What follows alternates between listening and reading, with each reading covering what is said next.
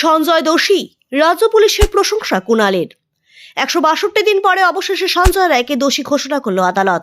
শনিবার কাঠগড়ায় দাঁড়িয়ে তার চিৎকার, আমি কিছু করিনি, যারা করেছে তাদের কেন ছাড়া হলো, আমার কোনো দোষ নেই, সবাই মিলে করেছে। বিচারক তখন বলেন, সিবিআই তদন্তে যা পেয়েছি তাতে মনে হয়েছে আপনিই দোষী, সোমবার আপনার কথা শুনবো। আরজিকর কাণ্ড তিলোত্তমার বিচার চেয়ে সকাল থেকে ভিড় বাড়ছে শিয়ালদহ কোর্ট চত্বরে। অভিযুক্তের ফাঁসির দাবিতে উঠছে স্লোগান। নজিরবিহীন নিরাপত্তার ছবি দেখা যাচ্ছে কোর্ট চত্বরে।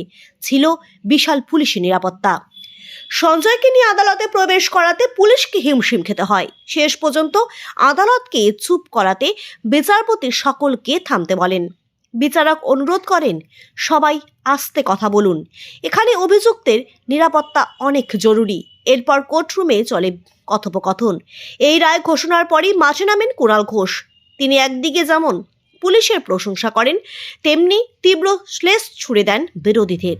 কুণাল ঘোষ বলছেন, পুলিশ সব শক্তি দিয়ে তদন্ত করছিল, সেখানে ভালো সরকারের ভাবমূর্তি নষ্ট করার জন্য রাজনৈতিক উদ্দেশ্য নিয়ে কিছু বাম, কিছু অতি বাম, কিছু অন্ধ তৃণমূল বিরোধী একাংশের চিকিৎসক যেভাবে মানুষের আবেগকে বিপথে চালিত করেছিলেন, তাতে আজকের রায় প্রমাণ করল কলকাতা পুলিশের তদন্ত সঠিক পথে ছিল।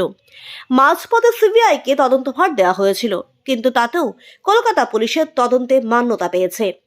স্বাভাবিক কারণে কুণাল ঘোষের শরীরী ভাষায় ছিল উল্লাস, যদিও সঞ্জয় চিৎকার করে বলতে থাকে সে নির্দোষ।